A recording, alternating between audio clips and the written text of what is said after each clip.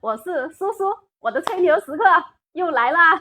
今天教你们一点绝活，来，我们来看一台乐视 X350的电视，原故障它是黑屏，有开机声音。像这种我们一般是判断它是灯条的问题，对不对？但我拿电筒照了，它里面是没有图像的。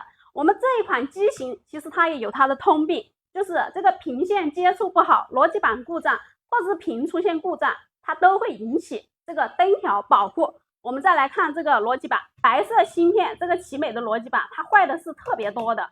不知道你们有没有遇到这种坏逻辑板的？我就从这个逻辑板开始下手吧。听到开机声音没有？它的背光它是没有亮的，开机声音响了。那我们现在来测量一下逻辑板的这个 VGH、VGL 电压，看它有没有。测量的时候最好脱开排线，我们先量这个 VGH。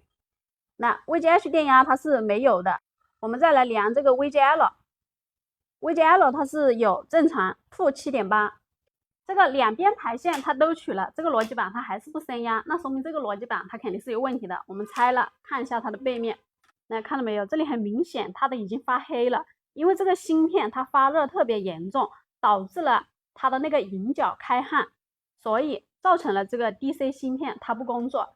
这个逻辑板它也不贵啊，我们就随便找一块，这个DK2 的这种也通用，黑色芯片的发热没那么严重，我们装上去看一下啊。来，这个灯条它已经亮了，看到没有？这个洞洞里面已经发光了。